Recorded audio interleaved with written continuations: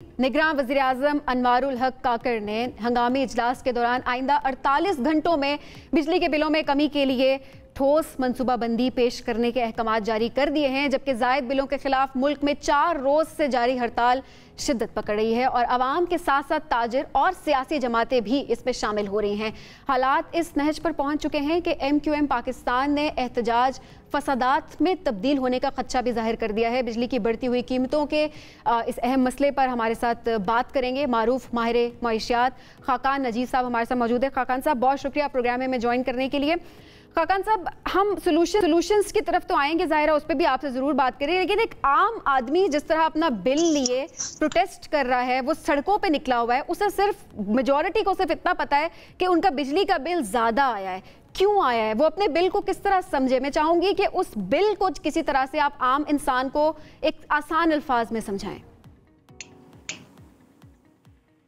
देखिए, मैं आसान अल्फाज में तो ये समझाता हूँ कि पाकिस्तान के जो ये मसाइल हैं एनर्जी में स्पेशली, ये हमारे कई दिहाइयों की कमीशन और ओमिशन, इससे मतलब है कि जो काम हमने किए और जो काम हमने नहीं किए, जो पॉलिसी एरर्स हुए हमसे करते हुए और जो काम हमें करने चाहिए थे वो हमने नहीं किए और हमने सारा सिस्टम स्टेट के कंट्रोल में छोड़ दिया, एक सेंट्रलाइज्ड फेडरल मिनिस्ट्रीज के कंट्रोल में और उनके झैली अदारों के कंट्रोल में। उसकी वजह से हुआ है कि मिसाल देता हूं एग्जैक्ट नंबर्स के साथ, 2022 में जो सारे डिस्कोस थे उन्होंने 520 अरब रुपए के ट्रांसमिशन और डिस्ट्रीब्यूशन के नुकसान किए।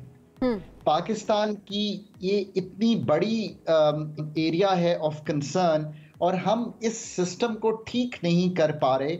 इसलिए ठीक नहीं कर पा रहे कि हम तो CEOs भी नहीं लगा सकते इन डिस्कोस में।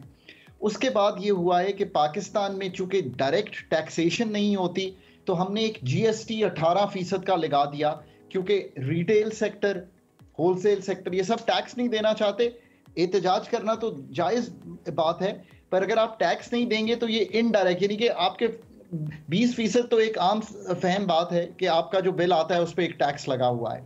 फिर ये हुआ कि हम चूंकि ये लाइन लॉसेस और ये सब कुछ अरेस्ट नहीं कर पाते, कम बिल जमा करते हैं, तो आपका एक सर्कुलर डेट जो आम फहम जबान में यानी कि एक पेबल खड़ा है 2500 अरब का, उसको कलेक्ट करने के लिए आपके बिल पे एक 3 रुपए 22 पैसे का सरचार्ज लग गया, क्योंकि उसको बोरो किया हुआ है बैंक से तो एक और सरचार्ज लग गया। जो बिजली की कीमत है वो इसलिए बढ़ती चली गई क्योंकि अभी भी डिपेंडेंट हैं फॉरेन रिसोर्सेज पे। LNG भी बाहर से आती है, फॉसिल फ्यूल्स भी बाहर से आते हैं, उसकी वजह से गैस भी जो है वो टाइड है फॉरेन डॉलर से। रुपए की कदर में जब कमी हुई तो आपके बिल्स में बेस टैरिफ में भी इजाफा हुआ, आपके जो टैरिफ क्वार्टरली हैं उनमें भी इजाफा हुआ और फ्यूल प्राइस एडजस्टमेंट में भी इजाफा हुआ। इस टैरिफ के निज़ाम को भी सिंप्लीफाई करना था, हम नहीं कर पाए। ये सारी वजूहात हैं जो कि आम आवाम के लिए समझना बहुत ज़्यादा ज़रूरी है कि आखिर मसला क्या है, और फिर उन मसाइल पे ज़रूर बात करें ताकि आप जो बिल पकड़ के आप प्रोटेस्ट करें, जो कि आपका राइट भी है, लेकिन यू शुड नो कि रियलिटी क्या है, जिस पर बात करना बहुत ज़्यादा ज़रूरी है। अब ज़रा सोल्यूशंस की बात करते हैं। खाकान साहब, निगरान वज़ीर-ए-आज़म ने 48 घंटे का वक्त दे दिया, जिसमें कई घंटे तो अब गुजर भी चुके हैं।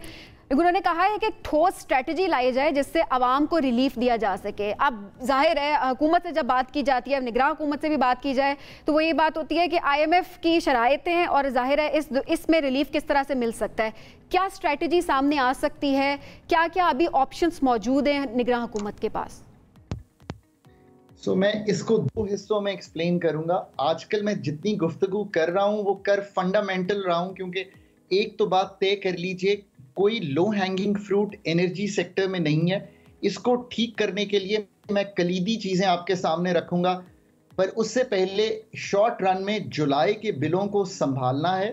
थोड़ा सा ये जो इस वक्त बहुत मुश्किल में आ गई है कौम, एक तो तसल्ली रखें कि ये संभाला जा सकता है अगर रिस्पॉन्स हम ठीक दे दें तो। थ्रू दैट रिस्पॉन्स, पहली बात यह है कि जो बिल्स हैं इनको स्टैगर कर दें। उससे मतलब ये है कि लेट से कि किसी का 6000 बिल आया था और वो अब 9000 आ गया है, जो ऊपर के 3000 हैं उनको 3 माह में ले जाएं या 6 माह में ले जाएं, सो दैट इमीडिएट मसला जो है वो 200 और 300 यूनिट्स तक का सॉल्व हो जाए। दूसरी बात यह है कि ये प्रोटेक्टेड कैटेगरी जो है उसको जाकर समझिए, ये 200 और 300 को ज़रा संभालिए, इस पे जीएसटी को संभालिए, इस पे फ्यूल प्राइस एडजस्टमेंट को संभालिए, इस पे क्वार्टरली टैरिफ को संभालिए, ताकि ये जो कैटेगरी है इसको प्रोटेक्टेड रख सकें। ये दोनों चीज़ें करने से पहले जब आप अपना सोल्यूशन ये तैयार करें, कॉम के पास ना जाइए, आईएमएफ के पास जाइए। अगर आप मेरे इंटरव्यू सुन रही होंगी तो मैंने हमेशा कहा है, you can not leave the IMF programme, you must stay with the IMF programme. उसकी अम्ब्रेला के बगैर हम चल नहीं सकते। देखें, हमें 2 बातें बड़ी क्लियरली करनी है। एक, मैंने पहले कहा कि हम फंडामेंटल्स की बात करेंगे, there is no low hanging fruit. हमें पाकिस्तान को ये जो इन सॉल्यूशंस है ना कि कोई मैजिकल बुलेट है किसी चीज़ में एनर्जी को हल करने की, इस सोच से पाकिस्तान को हमें निकालना है। So you have to give me 1.5 minute उस पर बात करने को। But in the short run stagger कर दीजिए बिल जो इस वक्त बहुत बढ़ा हुआ आया है। करने से पहले आईएमएफ से डिस्कस कीजिए, इसलिए क्योंकि ये करने से 1 सितंबर 30 का टारगेट उनके साथ हिलेगा। वो स्मार्ट लोग हैं, समझ सकते हैं। When you and I talk they are listening, because वो 8 घंटे दिन में बैठे 11 पीएचडी खवातीनो हजरात यही काम कर रहे हैं। दूसरा, जो जीएसटी का निफाज है, जो क्वार्टरली टैरिफ का निफाज है, जो फ्यूल प्राइस एडजस्टमेंट का निफाज है, इन 3 चीज़ों का जो निफाज 200 और 300 यूनिट्स पे हो रहा है, उसको गौर कीजिए। आईएमएफ के पास अगेन जाइए और उन्हें कहिए कि इसको हम संभालते हैं। बजट में एक 250 अरब की प्रोविज़न मौजूद है जो इमरजेंसी प्रोविज़न है। आई थिंक मुझे तो बहुत इस वक्त जिसे कहेंगे तशवीश है कि जिस तरह मुल्क में लोग इस वक्त डिस्टर्ब्ड हैं और एक अनसर्टनिटी क्रिएट हो गई है, उसको इवोक कीजिए इमरजेंसी प्रोविज़न को, जो बजट में आपने पैसे रखे हुए हैं। कुछ और टैक्सेस लगाने पड़े, जीआईडीसी की कलेक्शन करनी पड़े, कर लीजिए। आईएमएफ को सेटिस्फाई कीजिए कि ये पैसे मौजूद हैं। इससे आप गुजर जाएंगे इस मसले से। एक और काम कीजिए, आपने जो इनकम टैक्स है वो 7.5% लगाया हुआ है कि हम 25,000 तक जो बिल आएगा, और अगर आप इनकम टैक्स पे ही नहीं है तो ये हम आपसे कलेक्ट करेंगे। ये 75,000 हुआ करता था, इसको वापस 75,000 कर दीजिए, क्योंकि बहुत से लोग किराए के मकान में वहां पे नहीं होते और अब 25,000 बिल आसानी से बन जाता है। सो ये तो कुछ शॉर्ट टर्म के चेंजेस हैं। जो अगला क्वार्टरली टैरिफ आ रहा है उसको भी संभालने की कोशिश कीजिए। उसको इस तरह संभालिए कि कोई पुराना क्वार्टरली जब ऑफ हो रहा हो तो वो नए का इजरा करें, सो दैट लोगों को तकलीफ ना हो। ये है एक शॉर्ट टर्म मेजर्स जिससे हम मुल्क को संभाल सकते हैं। दूसरा, कुछ तो तब्दीली अपने यहाँ भी कीजिए ना।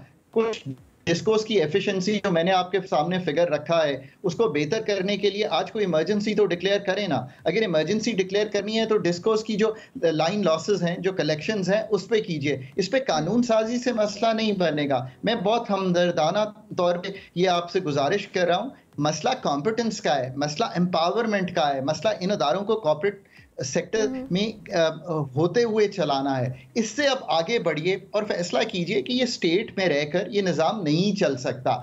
आपको इनको प्राइवेटाइज करना पड़ेगा, मैनेजमेंट कंट्रोल देना पड़ेगा। उसका ठीक हो गया, मैनेजमेंट कंट्रोल करना बहुत ज़्यादा ज़रूरी है, प्रोग्राम सामने रखना, बहुत स्ट्रेटजी सामने लाना इस वक्त बहुत ज़रूरी है। और जिस तरह से आपने कहा कि एमरजेंसी डिक्लेयर करना भी इस वक्त बहुत इंपॉर्टेंट है।